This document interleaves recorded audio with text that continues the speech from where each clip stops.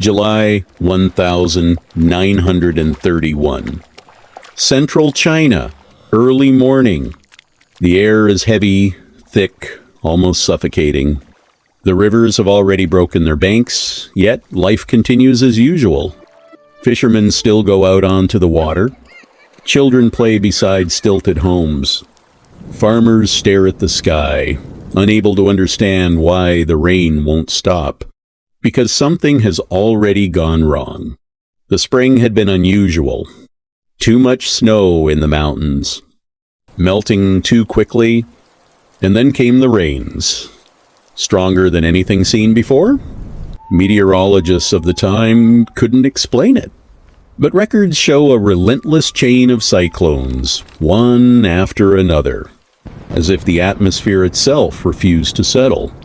And this was only the beginning.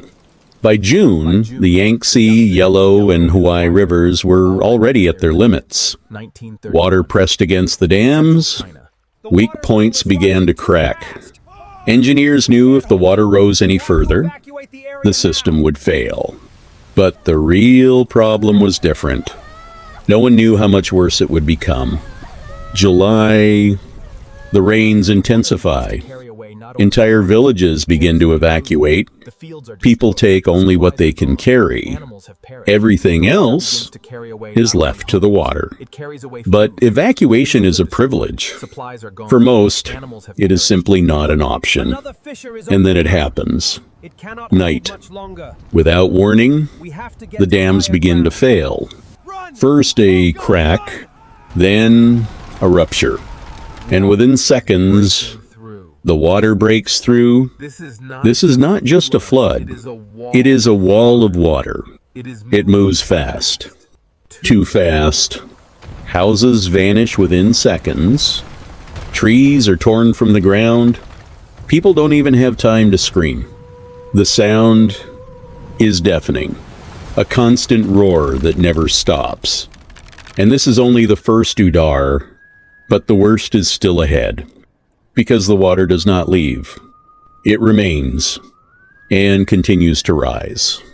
For days, then weeks, entire regions turn into one vast inland sea. Cities disappear from maps. Roads cease to exist. Communication collapses. People are trapped on rooftops, in trees, on any piece of land that still remains. And then the realization comes, this is not temporary, but it gets worse. The water begins to take more than homes. It takes food. Fields are destroyed. Supplies are gone. Livestock is lost. Famine begins. And with it disease, contaminated water. No medical care.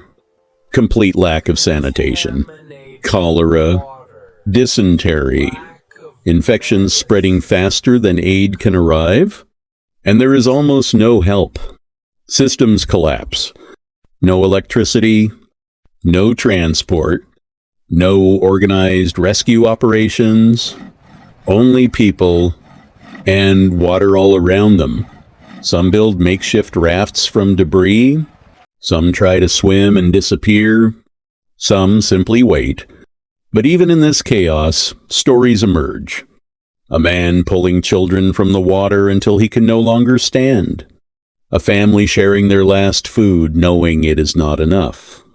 A village that stays together until the very end.